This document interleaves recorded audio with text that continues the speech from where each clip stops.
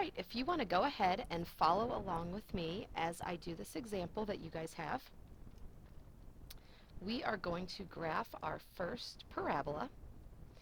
And when I do that, one of the very first things I do is identify my p-value.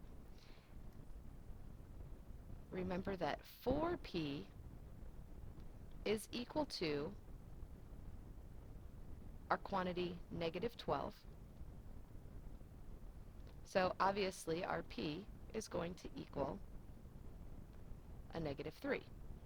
Now, because p is just representing the distance between the vertex and our focus and the vertex and our directrix, it's a distance. So really this negative is irrelevant. So whenever this is a negative sign, it's not going to really have anything to do with our p-value. So for me, I typically just ignore it and just leave it positive. This negative is going to tell us something else that we're going to talk about here in a second. So we have a p-value of 3 for this problem. The next thing I do is I figure out where my vertex is going to be located, and I get that plotted. Remember, your vertex is at the point HK, so that would be, here's your H value with the X, 4, and then the K value is with the Y, -2. And that should make sense for the ordered pair. You're plotting an x, y point, so you look at the x to get your x value and the y to get your y value. So I'm going to go ahead and go to 4, -2, and make a point. Now here's where this negative is important over here. This is going to help us determine the direction that we are facing. Also, the fact that the y is being squared is telling us that this parabola is either going to face left or right.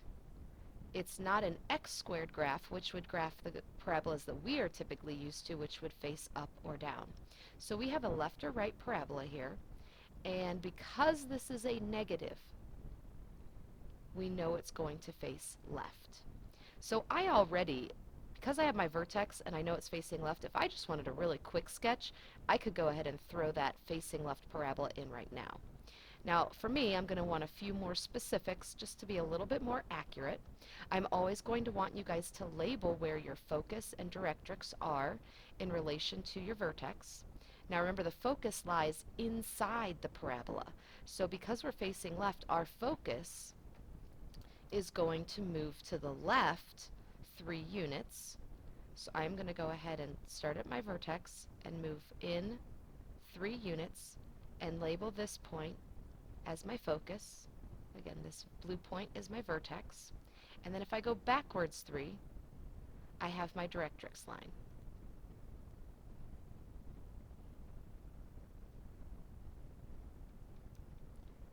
And this directrix line is a vertical line in this case, so it would be an x equals equation, and if this was 4 and we moved 3 that way, we would have an x equals 7 equation for that directrix line.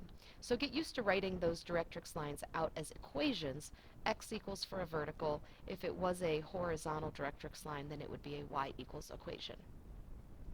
So we've got a few more specifics at this point. Now we still don't necessarily know the exact wideness or skinniness of our parabola, and folks, best way to figure this out is just to pick a couple points and plot them. Alright, so I am going to pick a couple x values, and that'll give me some points. I like to pick easy x values, no need to go crazy, but I might pick an x value of 1, that's usually pretty easy, and then usually students like to pick 0. So we'll see how both of those numbers work out for us. I'll go ahead and do my work over to the side here. When I plug 1 in for x, I get a -3. -3 times -12, I have 36. So I've got a y plus 2 squared equals 36. Now this is nice because I do need to square root both sides, and when I do that, that comes out nice and evenly because 36 is a perfect square. I get plus or minus 6. This means we are going to go ahead now and subtract 2. So we have a point at -2, plus or minus 6. So folks, we're actually going to get 2 points here. One is probably going to be above the vertex and one below it.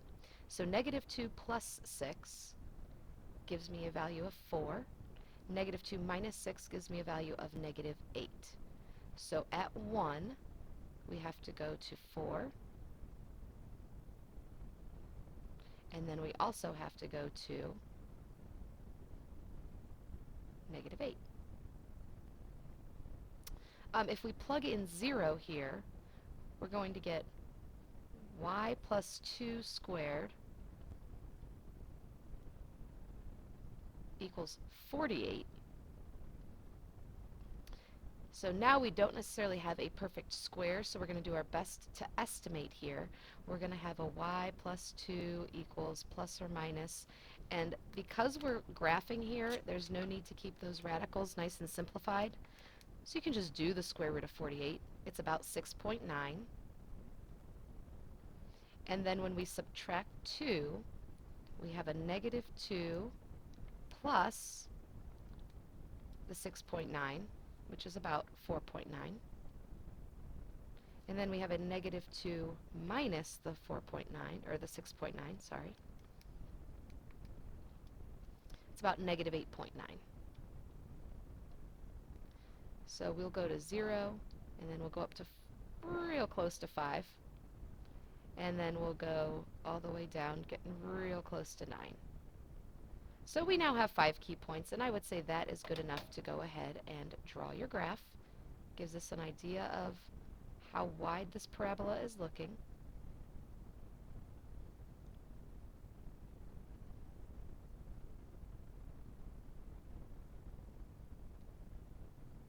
And here is your facing left parabola.